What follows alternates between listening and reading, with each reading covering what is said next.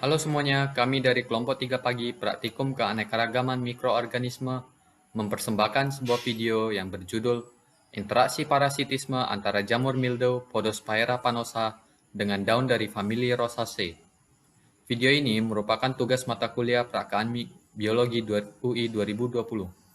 Sebelumnya, perkenalkan anggota dari kelompok 3 pagi yang terdiri dari Anis Khairunisa, Aurelia Esther, Ayu Ambarwati, Celia Nova, Fatia Nurul, Samuel Febrian, dan saya sendiri, Philip Wong.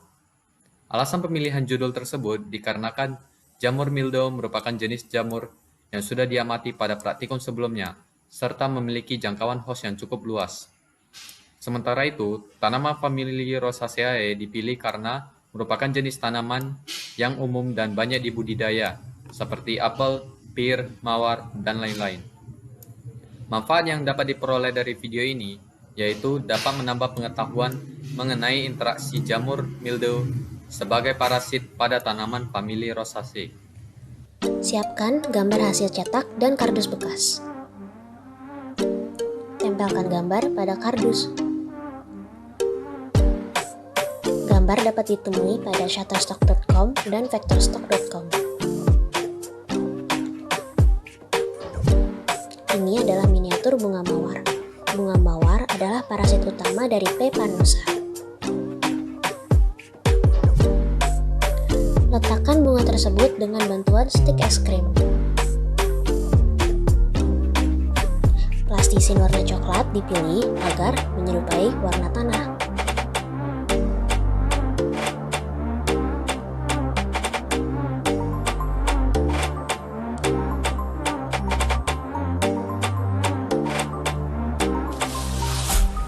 Ini adalah sketsa struktur dari P. panosa.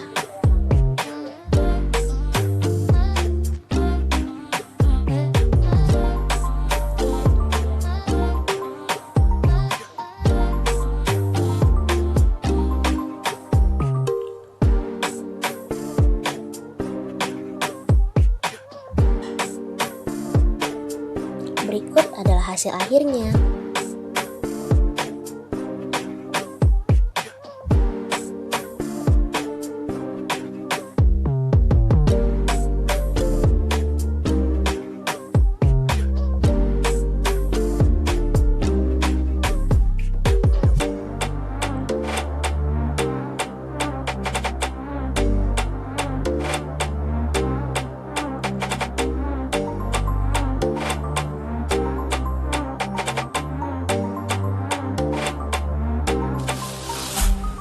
Ini adalah foto asli parasit yang menyerang bunga mawar.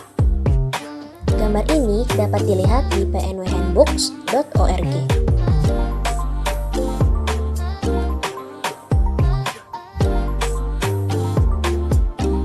Nah, berdasarkan tutorial tadi, dapat kita simpulkan bahwa ternyata jamur jenis Podosphaera panosa ini dapat kita temukan di sekitar kita, bahkan di halaman belakang rumah kita.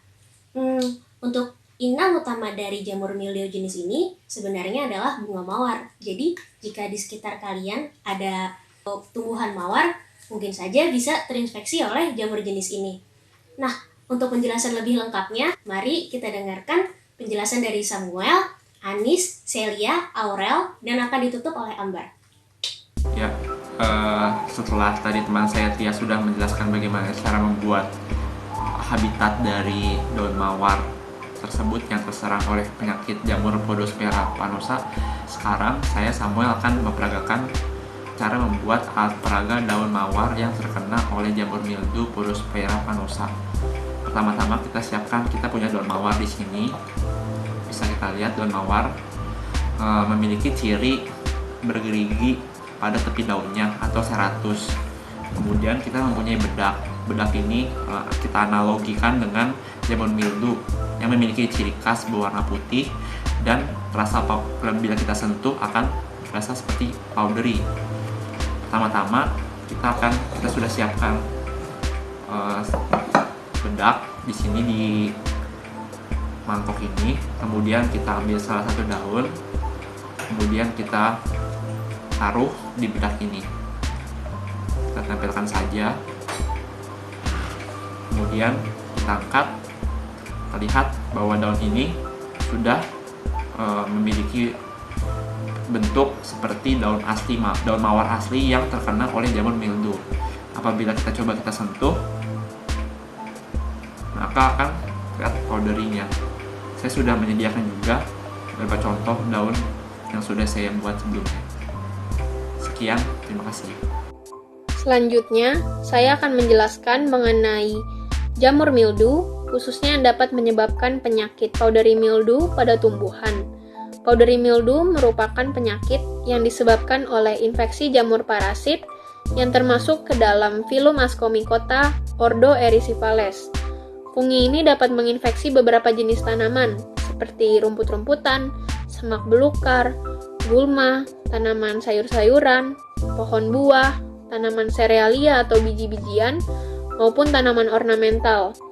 Beberapa contoh genus fungi penyebab penyakit embun tepung ini antara lain Phylactina dan Uncinula yang menyerang pohon dan semak, kemudian Leveilula yang menyerang tumbuh-tumbuhan famili Solanaceae, Plumeria yang menyerang rumput-rumputan, Golophynomyces yang menyerang tumbuh-tumbuhan famili Cucurbitaceae dan Compositae, serta Podosphaera dan Sphaerotheca yang menyerang tumbuh-tumbuhan famili Rosaceae. Untuk bagian tumbuhan yang dapat terinfeksi oleh jamur ini yaitu bagian buah, bagian bunga, daun, dan juga batang. Penyakit embun tepung ini juga menyerang tumbuhan yang sedang berada dalam tahap vegetatif maupun reproduktifnya. Fungi ini cenderung tumbuh secara epifit pada permukaan tumbuhan. Selain itu, selama masa pertumbuhannya, fungi ini akan menghasilkan hifa di bagian atas dan di bagian bawah permukaan daun. Namun beberapa spesies, hifanya hanya dihasilkan pada satu bagian saja. Kemudian sebagian besar fungi embun tepung ini juga menghasilkan epiphytic mycelium. Namun beberapa genus menghasilkan hifa yang berada di dalam jaringan daun atau dikenal dengan pertumbuhan endofitik. Spora aseksual, yaitu Conidia, juga dihasilkan pada permukaan tumbuhan selama musim pertumbuhannya. Namun di akhir pertumbuhannya, fungi embun tepung ini akan menghasilkan spora seksual yang dikenal dengan ascospora yang berada di dalam ascus. Untuk keberadaan atau indikasi jamur embun tepung ini sendiri ditandai dengan adanya bercak-bercak putih pada bagian daun maupun bagian lain yang terinfeksi.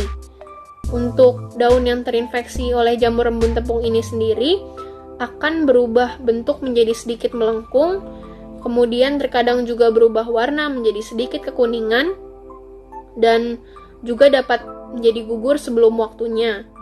Struktur buah yang terinfeksi juga menjadi lebih kecil, awalnya berwarna sedikit putih, kemudian berubah menjadi kuning kecoklatan, dan akhirnya berwarna hitam.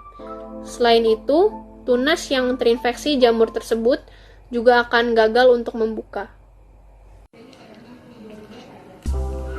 Bercak putih yang sebagai tepung merupakan kumpulan Conidia dan Conidiophore cendawan yang berisi spora dalam jumlah yang banyak. Penyebaran spora mildew dibantu oleh angin, sehingga penyakit mildew ini dapat menyebar dengan sangat cepat. Fungus mildew dapat bertahan hidup dari musim ke musim dalam bentuk tunas dorman, dan dapat mudah untuk tumbuh pada kondisi lingkungan dengan kelembaban udara yang tinggi. Infeksi fungus mildew yang paling kritis jadi pada saat tahap pembungaan pada tanaman. Tingkat infeksi mildew bergantung pada berbagai faktor, di antaranya variasi tanaman host, kondisi dan umur tanaman, serta kondisi cuaca saat musim pertumbuhan. Penyakit fungus mildew mudah menginfeksi tanaman yang rentan, seperti pada tanaman muda dan tanaman yang berada pada kondisi lingkungan pemicunya. Fungus mildew sangat mudah menginfeksi pada saat musim kemarau, dan fungus mildew tidak memerlukan air pada permukaan tanaman untuk melakukan infeksinya. Kelembaban udara yang tinggi membantu dalam proses germinasi spora. Selain itu, suhu rendah pada pagi atau malam hari dan suhu tinggi pada siang hari yang terjadi pada saat musim kemarau juga cocok untuk pertumbuhan penyakit mildew. Penyakit mildew ditemukan pada tanaman yang berada pada kondisi minim sirkulasi udara, lembab, serta tidak terkena cahaya matahari secara langsung. Sekarang saya akan membahas mengenai mildew sebagai parasit inang tumbuhan. Powdery mildew hidup sebagai organisme yang parasit obligat bagi inangnya. Artinya, mereka hanya dapat tumbuh dan berkembang pada sel inang hidup. Mildew dapat tumbuh pada seluruh bagian tumbuhan berupa bercak putih dan dapat menginfeksi tumbuhan yang sangat luas. Buktinya, ia dapat menyerang 10.000 spesies tumbuhan yang ada. Salah satunya menyerang famili Rosaceae. Contohnya ini adalah tanaman mawar. Mildew dapat ditemui pada bagian atas daun, pada bagian bawah daun, juga ditemui pada tunas muda, batang, kuncup bunga, dan bunga. Mildew mengambil nutrisi melalui organ makanannya yang telah terspesialisasi yang disebut dengan Haustaria. Haustaria ini berperan sebagai akar. Ia menembus sel epidermis tumbuhan ke sitoplasma tumbuhan untuk mendapatkan nutrisi-nutrisi dari tumbuhan tersebut. Adanya mildew jarang membunuh tumbuhan, tetapi mildew akan menghambat pertumbuhan suatu tumbuhan dengan memanfaatkan nutrisi pada tumbuhan yang ada. Mildew akan mengurangi juga proses fotosintesis, merusak tanaman, tumbuhan seperti penggulungan daun, timbul bercak, dan discolor.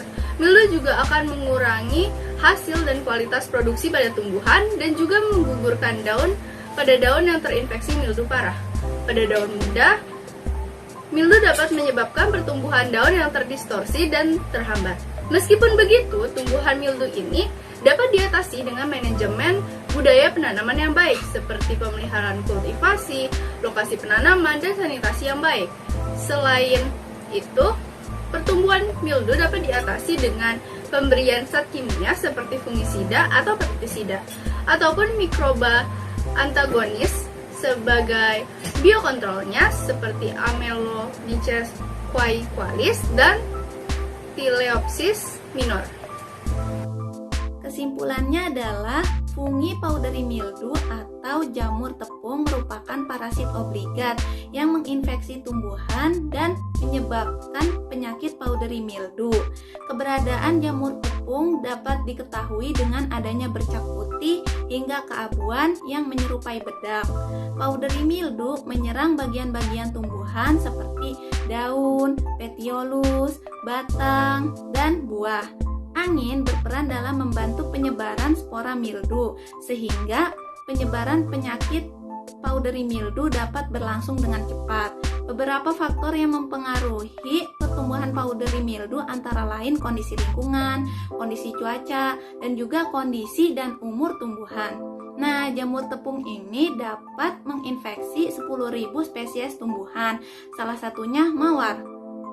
Mildew dapat mengambil nutrisi yang dimiliki oleh tumbuhan inang dengan cara haustorianya dapat menembus hingga ke bagian sitoplasma tumbuhan dan mengambil nutrisi yang dimiliki oleh tumbuhan.